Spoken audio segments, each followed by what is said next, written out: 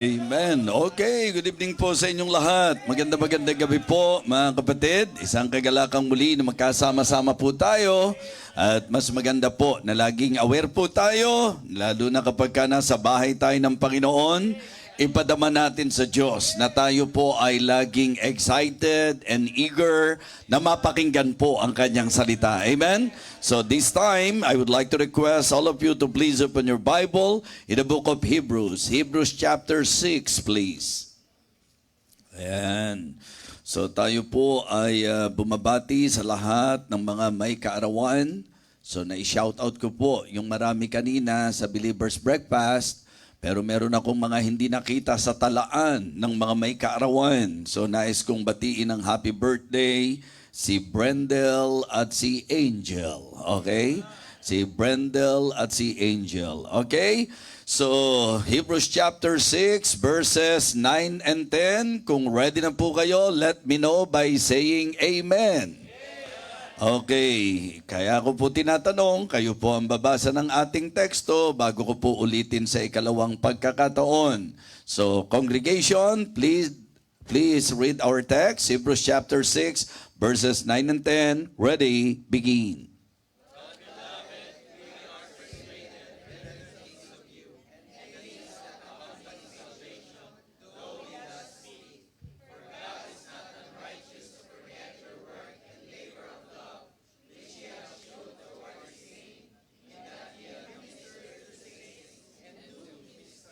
Okay, for the second time, but beloved, we are persuaded better things of you, and things that accompany salvation, though we thus speak.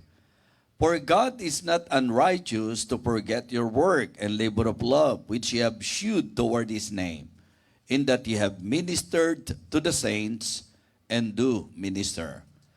Ngayong gabing ito, ang tatalakayin po natin mga kapatid, ay ang mensaheng pinamagatang kong, make sure of our salvation. Make sure of our salvation. Let us go to the Lord in prayer. Dakilang Diyos, aming Panginoon, muli po kaming nagpapasalamat. Muli po kaming nagpupuri sa iyo sa napakagandang pagkakataon ay pinagkaloob mo sa amin upang kami po ay muling makasamba, upang kami po ay muling magtipon sa iyong pangalan, upang kami po ay muling makinig ng iyong banal na salita. I pray, O Father, na ngayong gabing ito, sa amin pong pakikinig, hindi namin papayagan ang anumang mga distractions, kundi kami po ay magiging focus sa pakikinig po namin ng iyong mensahe. Panginoon, alam mo po ang kakulangan at kahinaan ng iyong lingkod, sa iyo po ko nangahawakan, sa iyo po ko nagtitiwala. Bigyan mo pong muli ng kalakasan ang iyong lingkod at ng karunungang kinakailangan. Higit sa lahat ng kapuspusan po ng Banal na Espiritu upang maipangaral ko po ang iyong salita ng may kapangyarihan at may kaliwanagan. Sa iyo ko po ipinagkakatiwala ang ilan pa sa mga kapatiran po namin na ngayon po'y posibleng nasa biyahe patungo po dito sa bahay panambahan.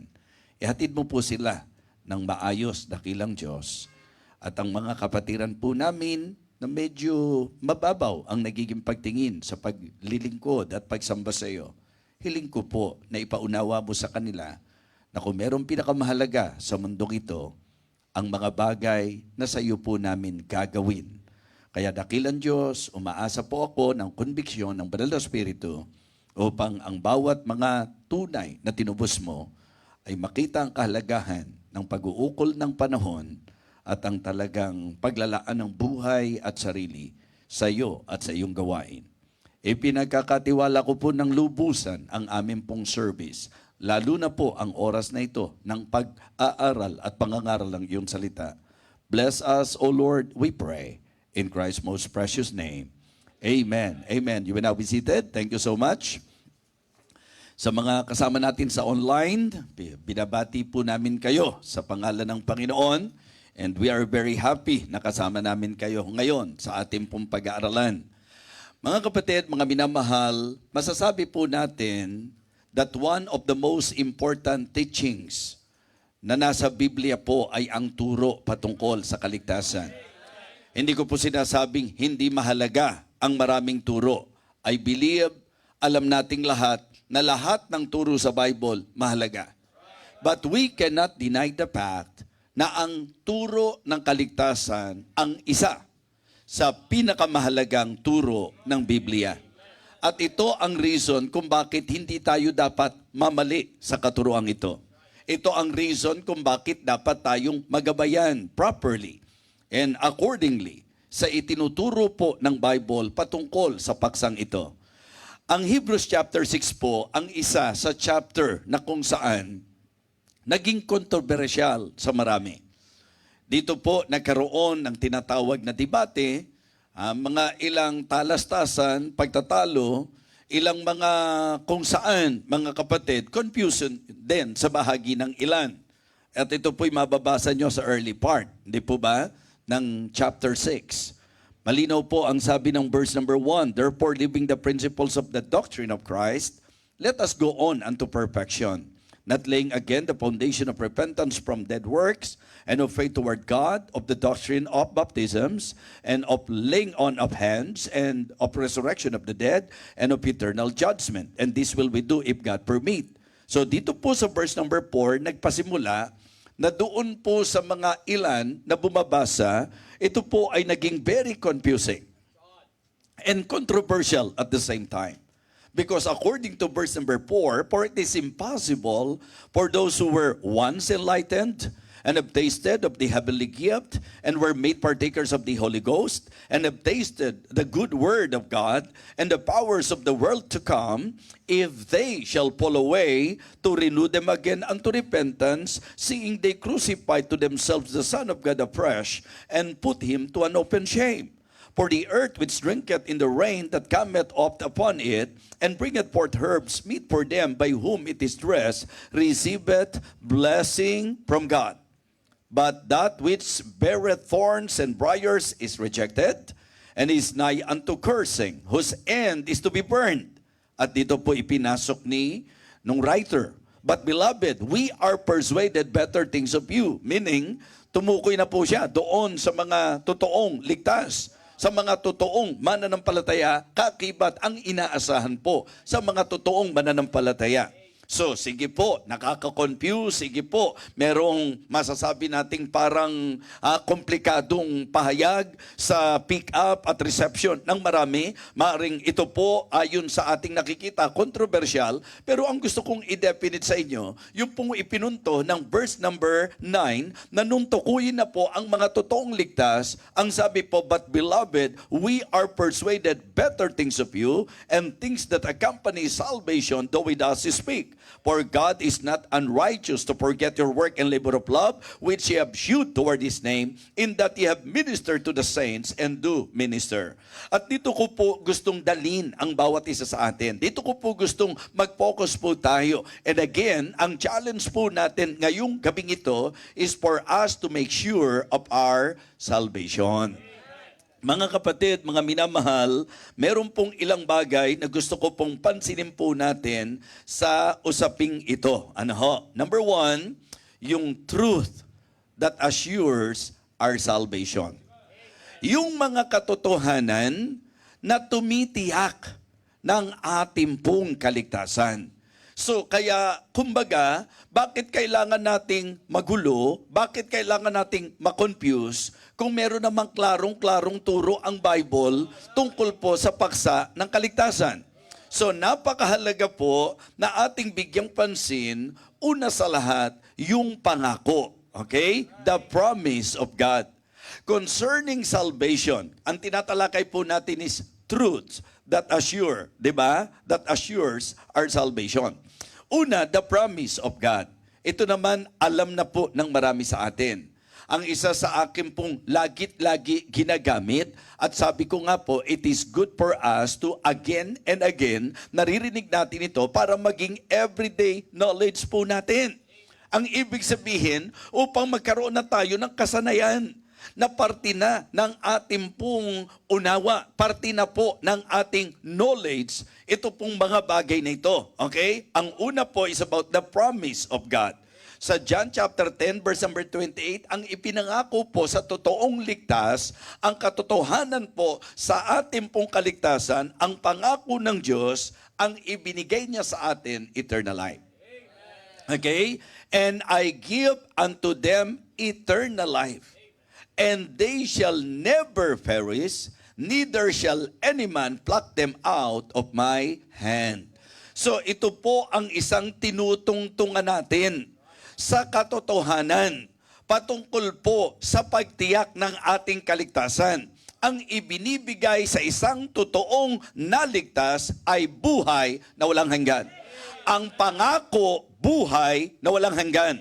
Yes, it is good to really see and understand that eternal life, that salvation, ito po ay promise ng Diyos. At ang pangako niya, hindi kailan paman mapapahamak. And they shall never perish. Ang isa pa po na magandang panghawakan natin tungkol sa usapin ng pangako ng Diyos, yung sinabi po sa Titus chapter 1 and verse number 2. Titus chapter 1 and verse number 2. Kung inyo pong mabibigyan ng pansin po yan, ang idinidiin po dyan, ito po yung Diyos na hindi nagsisinungaling. Amen? So, yun po ang napakagandang mabigyan natin ng pansin sa binanggit po ni Apostol Pablo. Ang pinag-uusapan din po at ang konteksto po, mga kapatid, doon po sa sulat na ito ni Apostol Pablo sa Titus chapter 1 and verse number 2, in hope of eternal life, which God that cannot lie, anong sabi? Promised before the world began. Alam po natin ang usapang katotohanan bago pa ang sanglibutang ito. Ang ating pong salita ng Diyos na pinangahawakan, alam nating ang Diyos ang may akda at lakip ng kanyang salita ang pangako patungkol sa buhay na walang hanggan. Okay?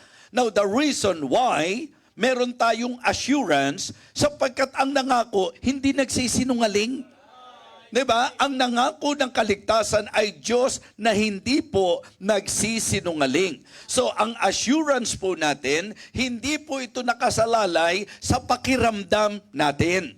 Okay? Alam nyo naman po yan, na kapag ka ang naging saligan ng kaligtasan ay ang ating pakiramdam, mga kapatid, napaka-unreliable ng ating pakiramdam. Napaka masasabi po nating hindi po mapangahawakan ang ating pakiramdam.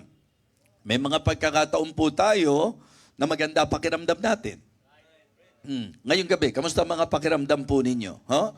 Para kayo nag-basketball ng buong araw. Diba? Anong pakiramdam po natin? May mga pagkakataon na kung mood ang pag-uusapan natin, sometimes, parang, alam niyo po yun, para bang nandito tayo, pero para wala tayong gana, wala tayong sa mood. Nangyayari po yan. Di po ba? Nangyayari po yan.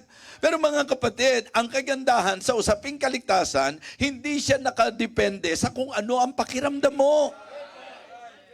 Pag totoong nanampalataya ka, ang pangako ng Diyos sa iyo, buhay na wala hanggan.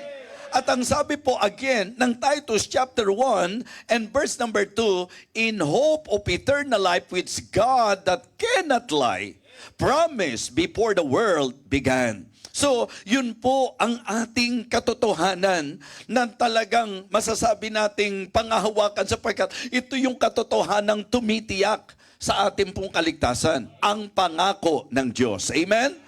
Ang pangako ng Diyos. Tatandaan mo to, hindi nakadepende ang ikaliligtas mo at ang kaligtasan mo sa pangako mo. Diba? Kasi maraming pagkakataon yan na nangako tayo, pero kamusta ang ating pangako? Pagka nga may mga pledges lang at saka commitment May mga nagko-commit, may nangangako Diba? Halimbawa lang po, nag-anniversary tayo. So wala akong alam dito, pero posible po na nangyayari yan.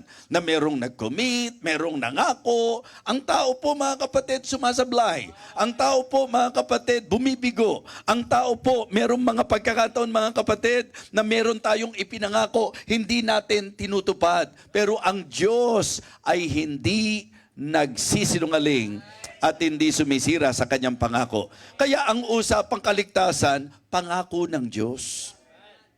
Diba? At ang Diyos na nangako, hindi nagsisinungaling. So, yun po ang una. Number 1, the promise of God. Okay? Number 2, the person of God. Even our Lord Jesus Christ. Mga kapatid, ang sabi po ho, ang ating pong Panginoong Jesus, alam natin that He is the Son of God, and we know na ang reason kung bakit siya naparito upang makilala natin siya na totoo, tayo sa Kanya na totoo. 1 John chapter 5. 1 John chapter 5 verse number 20, and we know that the Son of God has come and not given us an understanding that we may know Him, that is true, and we are in Him, that is true, even in His Son, Jesus Christ. Anong sabi po? Sino siya? This is the true, di ba?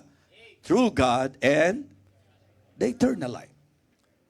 Eh kung ibabalik po natin sa verse number 11, 12, and 13, maliwanag po na sinasabi po na siya ang buhay na walang hanggan. Amen? And this is the record that God had given to us, eternal life. And this life is in His Son. He that hath the Son hath life. And he that hath not the Son of God hath not life. Kaya nga, importante yung alam natin at unawa po natin yung kung papaano pong ito ay ibinibigay sa ating klarong-klaro sa pamagitan ng Kanyang salita. Kaya sabi niya, at nalalaman natin, and we know that the Son of God has come and hath given us an understanding that we may know Him that is true, and we are in Him that is true. Pagka ikaw ay ligtas, kapag ikaw ay Kristiyano, ikaw ay nasa Panginoon. Ikaw ay kinaroroonan ng Panginoon. Amen? Kinaroroonan ka ng Diyos. At ano po ang pangako? Ano po ang sabi? Ang kinaroroonan ng Diyos ay kinaroroonan ng buhay. Amen? So kung si Jesus Christ ay nasa sa atin, yan po mga kapatid ang ating pinangahawakan. Kung sino po siya. Okay? Hebrews chapter 12 and verse number 2. Ang sinasabi po, He is the author and the finisher of our faith.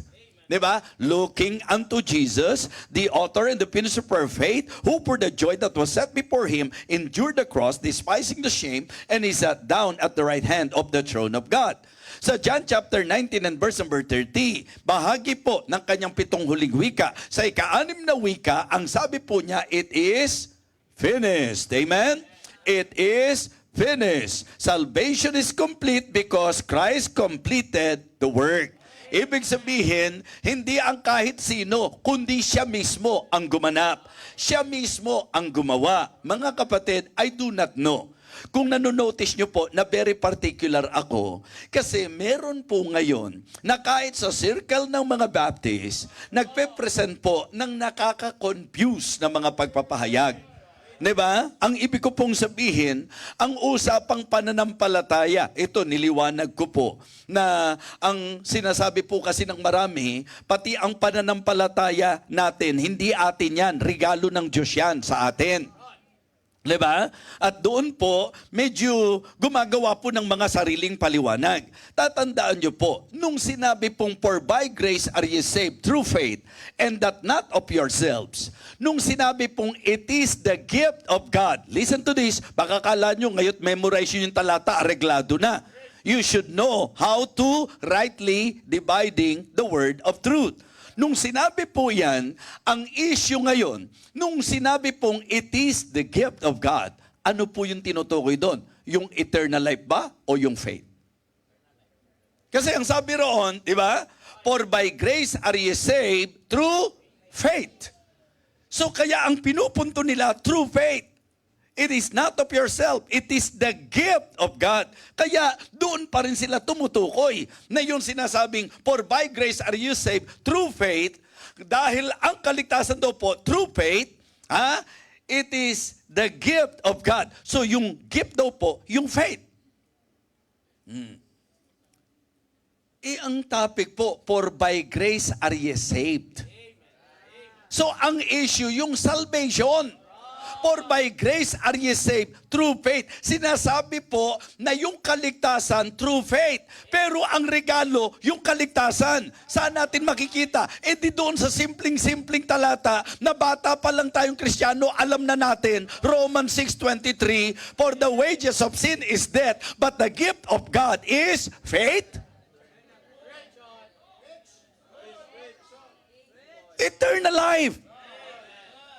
Now, the reason why we need to be equipped, brethren, because sad to say, mga kapwa natin eh. Di ba? Mga kumbaga, kapamilya eh. Nasa sirkulo eh. Diba? At nagsisirko ang katuruan, mga kapatid. Diba? So, it is very important to make sure of our salvation, and I am telling you, ang gift ng Panginoon, yung eternal life. Ang gift ng Panginoon, yung salvation. At ang salvation, by grace through faith. Naintindihan niyo po? Ngayon, saan nanggaling yung faith? Faith cometh by hearing, and hearing by the Word of God. So, ibig sabihin, ang pag-usbong ng pananampalataya ay dahil po sa pakikinig ng salita ng Diyos. So mga kapatid, iniliwanag sa atin ng banal na kasulatan na ang pananampalataya ay nagmula sa pakikinig sa salita ng Diyos. So kaya very definite tayo na kung ang pag-uusapan salvation is God's gift. Diba? So, importante po na ito ay intindido po natin, mga kapatid. Kaya para sa akin, it is good to be reminded that when it comes to salvation, makinig kayo mabuti. I do not know kung nakikita nyo na very particular ako sapagkat ang iniisip ng ilan sa usapang pananampalataya, may bahagi tayo sa ating kaligtasan. No! Gusto kong maging klaro sa lahat. Ako po ay 100% agree na ang 100% work of redemption, yung 100% work of salvation, 100% lahat ng yan, wala tayong parte, wala tayong bahagi, gawa ng Panginoon yan. So kaya ang kaligtasan, yung eternal life, wala kayong kontribusyon doon. Wala akong bahagi po doon. 100% yan. Yung eternal life, gawa ng Diyos yan. Walang pagtatalo doon. At ito po ngayon, ini-offer as gift. Diba? Ngayon, yung pagtanggap, di may bahagi ka kasi tinanggap mo eh. Ibig sabihin, kung di mo tinanggap, hindi ka ligtas. So nasa iyo ang ikaliligtas mo. Napaka foolish argument. Diba? Ang gusto ko pong sabihin, maliwanag yun eh. Na yung 100%, kumbaga sa bahay, itinayo ang kumpletong bahay. Nung ibinigay sa iyo, hindi po yan naging bahay dahil tinanggap mo. Kaligtasan na po yan. Tanggapin mo o hindi, eternal life po yan. Pero yan, mapapasayo dahil tinanggap mo. Di lalabas, nasa choice ng tao. Di kung hindi niya piliin, di nasa kanyang ikaliligtas niya. Diba? Mga kapatid, mga minamahal, sinasabi ko po ito sapagkat nung nakaraan, diba, sa tinatayuang pananampalataya ng Baptist, ang paniniwala po natin, hindi tayo magkakakontra. Ang totoong Kristiyano dapat maniwala at manampalataya that our God is sovereign. Diba? All of us should believe the sovereignty of God. It is just the understanding sa usapan ng sovereignty. Kasi pag sinabi natin God is sovereign, ang ibig sabihin, siya ang masusunod. Yung kapasyahan niya ang masusunod. Kaya nga ang tanong ko po, sino lumikha ng tao? Paano nilikha ng Diyos ang tao? Robot ba? Robot? Diba? So nung sinabi nating nilikha niya ang tao, paano niya nilikha ang tao? Sino po ang nagdisenyo na ang tao may will? Hindi ba ang Diyos? Therefore, sa pagpapasya ng tao, ang nasunod, yung disenyo ng Panginoon. Paano mo ngayon sasabihin na yung tao ang nasunod? Diyos ang nagdisenyo na ang nilikha niya, yung tao na pipili, magpapasya, mga kapatid. Kaya napakahalaga po ngayong gabi na maintindihan po natin ng medyo may lalim ng kaunti. That as Christian, we believe that 100% work of salvation, wala tayong bahagi, gawa ng Diyos yan, kompleto na po yan, wala kang idadagdag, sa pananampalataya, tatanggapin natin. Kaya nga, sabi ko, sana po bilang nasa ilalim ng pangunguna at pagtuturo po ng inyo pong pastor, medyo may tibay at may tatag po tayo dyan. Opo mga kapatid, dapat ito po ay matatayuan nating buong tibay. na ang usapang kaligtasan, ito po ay gawa ng ating Panginoon. Wala po tayong idinagdag, mga kapatid. At sa pananampalataya, mga kapatid, kung bakit dinisenyo ng Diyos, kung talagang ayaw niyang mapahamak ang tao, ba't binigyan pa niya ng will? Bakit ba inilagay niya na doon sa pipili pa yung tao? Kung talagang gusto niyo, kayo na ng Diyos ang mag-usap dyan.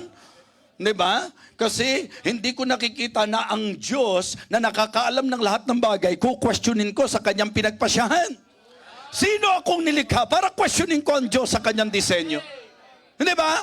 Hindi ko questionin. Bakit? Simple lang ang logic ko dyan . Kung nilikha ka ng Diyos na pwede mong piliin ang tama, ba't yung mali pinipili mo? Sana ba hindi ka binigyan ng Diyos ang pagkakataon na pwede kang pumili ng tama? Lahat tayo, pare-pareho, na nilikha ng Diyos, na pipili ka yung tama o mali, yung mabuti o masama. Behold, I have set before you life and good, death and evil. Pipili ka, magpapasya ka. Lahat naman merong will. Bakit mo sasabihin na bakit kasi nilikha pa ng Diyos na yung tao may will? Ayan, meron tayong tao tuloy na napapasama. Ang tanong, kasalanan ng Diyos yun? Ang dapat tanungin mo sarili mo, bakit pwede mo naman piliin yung mabuti? Ba't ka pumipili ng mali?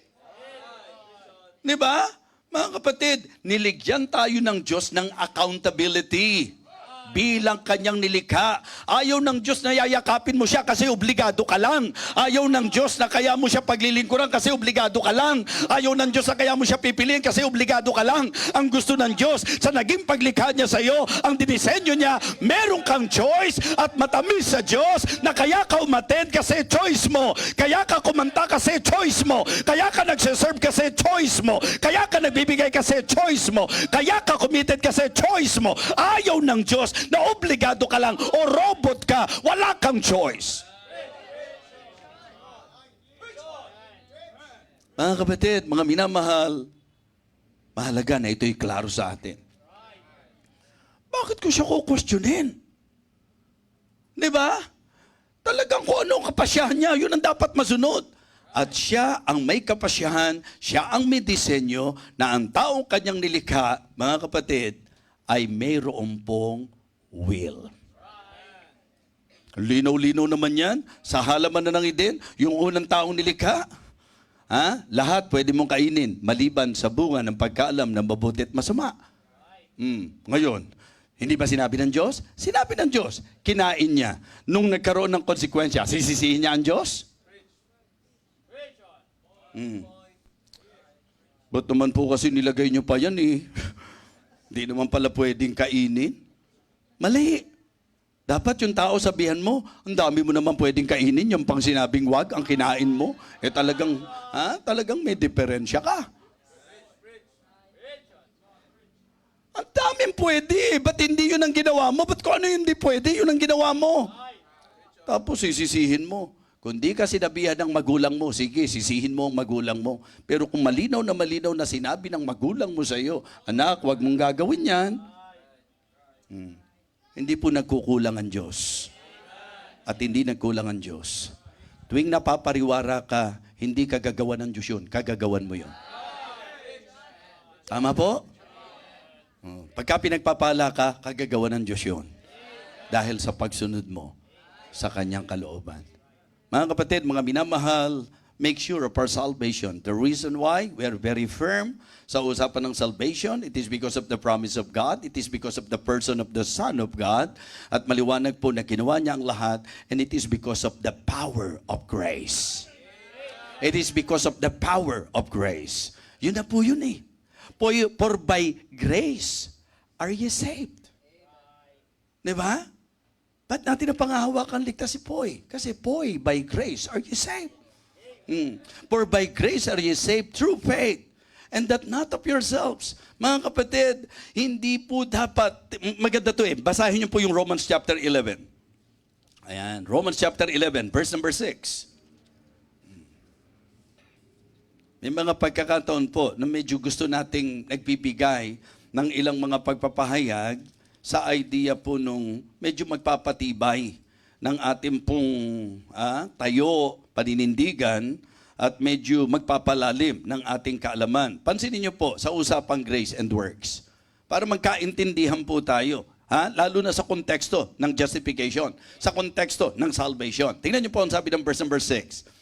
And if by grace, then it is no more of works. Otherwise, grace is no more grace.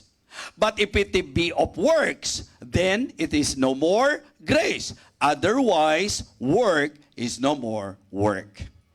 Mga kapatid, simple po. Pag sinabi mong grace, hindi yan works. Naintindihan niyo po? So kaya po importante yung pong ating pong naiintindihan na ang salvation natin, it is because of the power of grace. Di po ba? So ang usapan ng ating pong katotohanan na tumitiyak sa ating kaligtasan is the promise of God, the person of the Son of God, and the power of grace. Di ba? Tingnan niyo po ang linaw-linaw. Grace and works do not mix. Assurance stands on grace alone. Amen? Ang assurance, nakatayo yan sa biyaya lamang ng Panginoon. Kaya atin pong magandang panghawakan yan, mga Kristiyano. Amen? And then, the preservation of God. Diba? Maganda rin po na maintindihan natin ang sinabi po ng sulat ni Apostol Pedro. 1 Peter chapter 1. 1 Peter chapter 1 and verse number 5. Nakakasunod po kayo? Okay. Ang sabi po, malinaw na malinaw, who are kept by the power of God through faith unto salvation, ready to be revealed in the last time.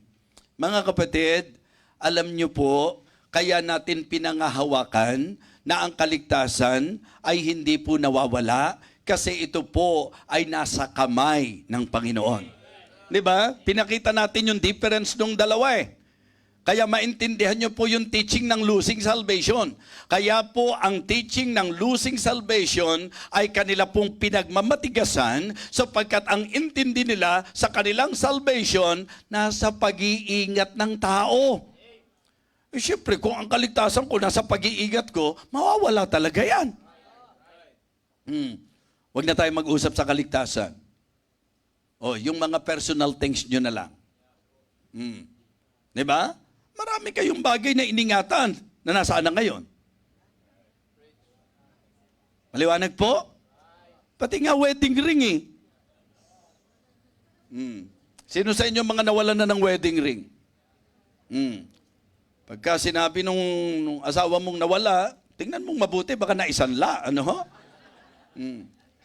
Ang ibig ko po sabihin, let us meet the fact na tayo po, even our valuables, pag tayo nag-ingat, walang garantiya eh. Kahit gaano pa ka-importante yan, posibleng mawala. Sino sa inyo nakaranas na walang kayo ng mga dokumento? Naintindihan niyo po? May mga bagay po, mga papeles na dapat maingatan. Sana ba katulad kayo nila Pastor Jabez na hindi nakakalimot? Pasalamat tayo sa Diyos. Hindi tayo ang nag-iingat ng ating kaligtasan. Di ba? Ang Diyos. So kaya ang doktrina ng nawawala ang kaligtasan, sila ang nag-iingat. Para bang sila ang humawak. Ang kaligtasang itinuturo natin, ang Diyos ang may hawak sa atin. And no man is able to pluck us out sa kamay ng sino paman. Amen? So, yun po ang unang puntos natin. Truths that assures our salvation. Second, the teachings against salvation. So, ito po, hindi na tayo magpapakatagal dito dahil alam naman ng marami na po ito na ang katuruan sa usapang kaligtasan, yung salungat doon sa kaligtasan, yung pong sa pamagitan ng efforts ng tao. So, salvation, by our own efforts. Ito yung our works. Di po ba? Yung salvation by works. Mali po yan, mga kapatid. Malinaw po. Like for example, di ba nagka-problema sa Galatia? Diba? Anong problema doon sa Galatia? May nag-pervert ng gospel. Yung perversion of the gospel. And if you will study deeper, ang problema nila ay mga nakapasok ng mga Gnostics, yung Gnosticism, yung mixture ng grace at saka law. Okay? At ang isa sa ipinupunto po nila sa chapter 2, magkakaroon tayo ng idea na pinalalabas nila na yung gawa ng ating Panginoon hindi enough. Okay? Kailanman hindi tayo sasang-ayon doon. Because we believe na ang ginawa ng Panginoon ay sapat. Amen? Ang ginawa ng Panginoon ay lubos. Ito ay sapat. Walang kulang. Hindi na kailangan dagdagan. So, hindi po natin aayunan ang katuruan na ang salvation is through our own efforts. Okay? Second, hindi po by emotion. Hindi sa effort natin, hindi po sa emosyon natin. Why? Sapagkat nag-iiba-iba po. Emotion are unstable. Amen? Samantalang yung truth, eternal. Yung katotohanan, mga kapatid. Kasi sabi ko nga, pag ang pinag-usapan yung damdamin ng tao, ang puso ng tao mandaraya yan eh. Diba? So, kaya delikado kapag ka doon tayo manghahawakan. Mga kapatid, ito ang bagay na dapat natin pong pakaingatan. Like for example, yung mga excellent performance ng tao. Di ba? Hindi through our excellence, yung kagalingan natin, kahusayan natin, yung kasanayan po natin. Mali, mga kapatid, hindi. Yung katuruan din po na nawawala ang kaligtasan, hindi rin po. At hindi na para ulit-ulitin ko pa sa inyo, ang dami po ng mga talatang nagpapatunay na hindi nawawala ang kaligtasan. Kasi pag tinanggap mo yan, hindi na kailanman bagay na tawaging eternal life yan. Eternal life tapos nawawala. Never perish tapos pwede pa palang mag-perish. Diba? Saan ka maniniwala? Sa logic ng tao o sa truth ng Bible? Diba? Malinaw yung truth eh. Ang sabi po, binigyan tayo ng eternal life. Yung pa lang po, hindi mo na kailangan ng malalim na exposition. Kailangan mo lang ng clear understanding. When we say eternal life, ano ang ibig sabihin ng eternal life? Pag sinabing never perish, diba? Hindi lang hindi mapapahamak. Hindi mapapahamak. Hindi lang hindi mapapahamak. Hindi kailan pa man mapapahamak. Ibig sabihin, wala na ang porsyento na mapapahamak pa siya. Dudugtungan nila. Ibig nyo sabihin, kahit magpakasama, kahit magpakaloko, kahit na magpakagulo-gulo ang buhay, basta naligtas, yun na, dahil may eternal life, dahil hindi na talaga mawawala yung kaligtasan. Ganun ba? Mga kapatid, dinugtong nila yun. Di natin tinuro yun.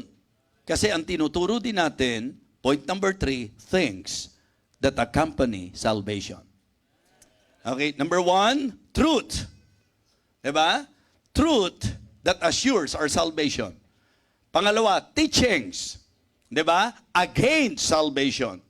Pangatlo po, things that accompany salvation. Okay? So, kaya mga kapatid, mga minamahal, yung pong salvation without repentance, talagang para sa akin po, palpak yun, mali po yun.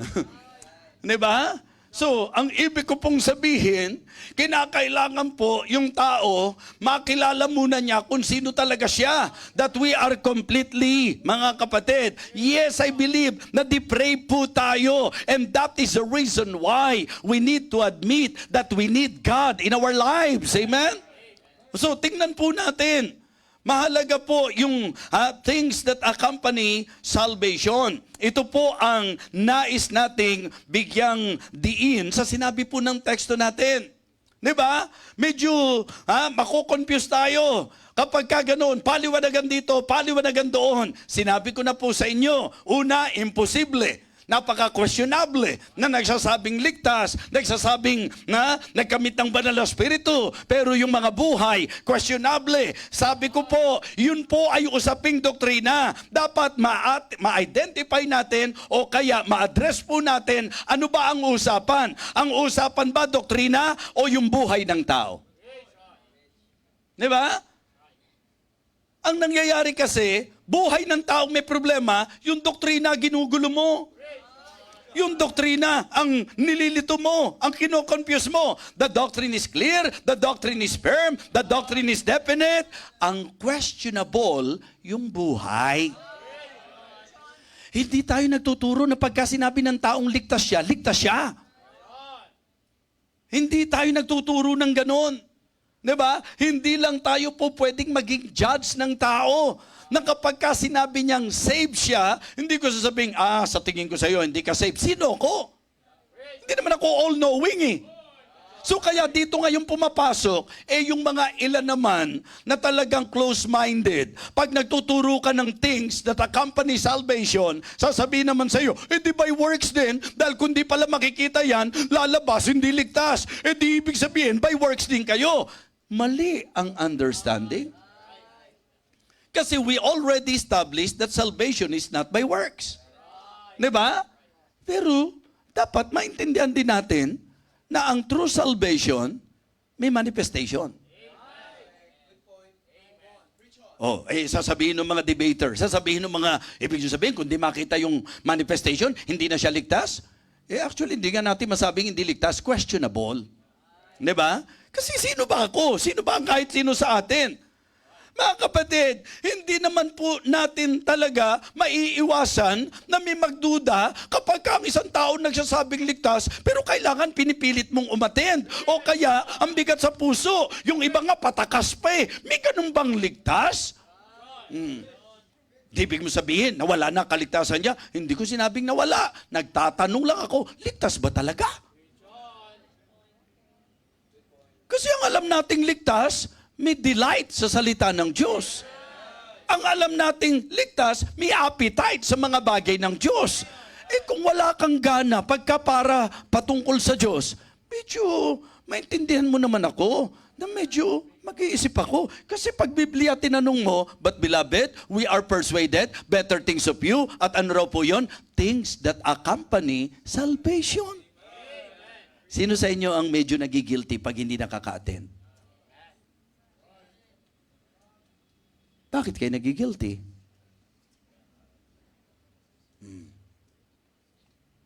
Yung sagot nyo ang nagpapakilala kung sino kayo. Alam nyo, ang questionable, yung hindi mo na nagagawa ang kalooban ng Diyos, hindi ka pa rin nagigilty. Kalokohan na ginagawa mo, hindi ka pa rin nagigilty. Bisyo dito, bisyo doon, hindi ka nagigilty. Hindi mo binibigay yung para sa Diyos, hindi ka nagigilty. Alam niyo ang turo natin dyan? Conviction. Kaya minsan, di ba, naiisip mo, may nagsabi kaya kay pastor?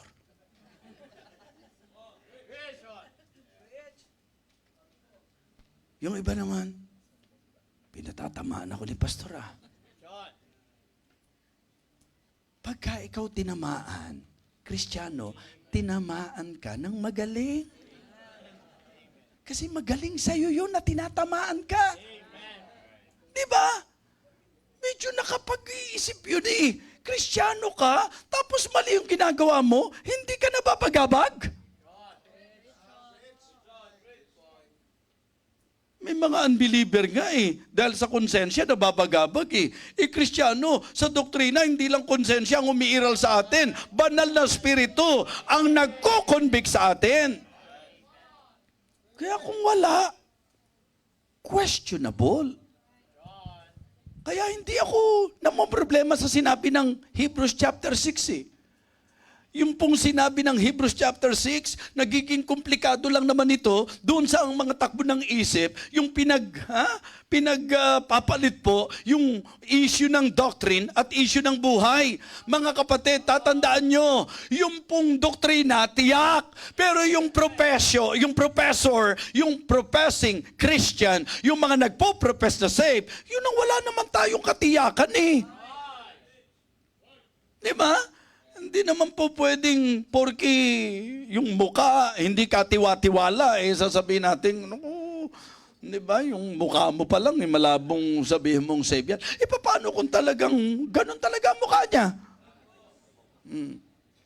Hindi naman po pwedeng ang kaligtasan, didepende mo sa itsura ng muka. Tama? Mga kapatid, buhay, hindi muka. Amen? Yung pamumuhay, hindi yung pagmumuka. Meron talagang gifted na gano'n na ang mukha niya, mga kapatid. Kumbaga, fix na yun. Kumbaga, platada na yun, mga kapatid. Talagang, kumbaga sa... So dito po, ang magandang makita natin, kaya ako sinasabi yan, meron kasing mga basher na puputol lang sasabihin mo, tapos yan ang palalabasin. O tingnan nyo, talagang kapag ang pinag-usapan, kaligtasan, sa kanila kailangan, patutunayan nila, gagawa sila. Mga kapatid, hindi mo nga kailangan eh. Alam mo kung bakit? Kasi pag save ka, hindi ikaw ang gagawa. Philippians chapter 2, for it is God which worketh in you. Amen? Yun po yun. Yung things that accompany salvation, hindi yung gawa-gawa mo lang yun. Diba? Kaya ka aatin ng service because God is working in you. Kaya ka nagsiserve because God is working in you. Everything na gagawin mo bilang Kristiyano, it is not because it is your desire, it is not because it is really what you wanted to do, it is because God is working in you. Gumagawa ang Diyos eh. Diba? Yun yung eksakto. Philippians 2:12 and 13. But beloved, we are persuaded better things of you. Yun yung sabi ng ating teksto. Okay? Pagka tiningnan nyo po sa Philippians 2, okay? Wherefore, my beloved, as ye have always obeyed, not as in my presence only, but now, much more in my absence. Kaya nakakatuwa, yung mga membro natin, nandito si pastor, wala si pastor, hindi po si pastor ang kanilang batayan. Hindi naman masama na masaya kayo pag nandito yung pastor, di ba? Hindi naman masama po yun. Pero ang sinasabi ko po, hindi doon nakadepende. May mga pagkakataon po na yan ang nagiging problema natin. Pero sila, ang sabi niya, wherefore, my beloved, as you have always obeyed, not as in my presence only, but now much more in my absence, lalo na ngayong wala ko. Ano sabi niya? Work out your own salvation with fear and trembling. And then, niliwanag eh, for it is God which worketh in you, both to will and to do of His good pleasure. Ang linaw-linaw ng teaching, ang linaw-linaw ng Word of God, na ang Kristiyano, ang isa sa napakahalagang katotohanan dapat alam natin, may gumagawa na sa puso natin. Kaya pansinin niyo po. Di ba? Kung tatanungin niyo, natural na tayo. Mas masarap na linggo mamasyal kaysa sa nasa church. Mas masarap mag-mall kahit walang pera. Di ba? Kaysa sa nasa church. Yung natural na tayo. Pero because God is working in us, siya yung may kagustuhan ito. For it is God which worketh in you both to will and to do of His good pleasure. At talagang kaya, katibayang masayang ginagawa mo yan, do all things without.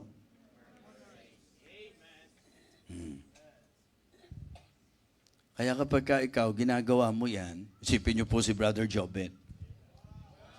Diba? Kung kaya tumutugtog, ako na naman sa... Isipin niyo po, paano tayo kakanta nung... Diba?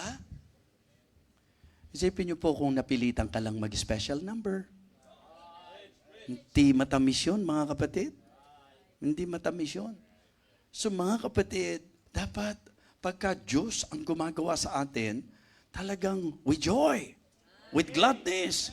Kakanta ka with gladness. Magbibigay ka with a cheerful heart. Everything na gagawin mo ito without murmurings and disputings. So, importante po na makita natin ang mga evidence ba? Oo, kasi lahat ng claim may evidence. Diba? Sasabihin mo na, diba, yung Bisaya, sabi niyo, hindi man ako Bisaya, anong evidence mo? Wala namang evidence eh. Diba? Kaya, wag mong ipilit. Yun po mga kapatid. Christian ka eh, anong evidence? Anong patunay? Diba? Nakaranas ako eh. May nag-bash nung mensaheng tungkol sa ganito, nang itinuturo ko daw, kapag kaligtas, dapat daw, ganito yung eksaktong, tapos, nilagyan na niya ng kanyang pangsariling doon. Di nakadepende pa rin sa inyo kaligtasan nyo. Mga kapatid, dinidiin nga natin na hindi sa atin nakadepende ang kaligtasan.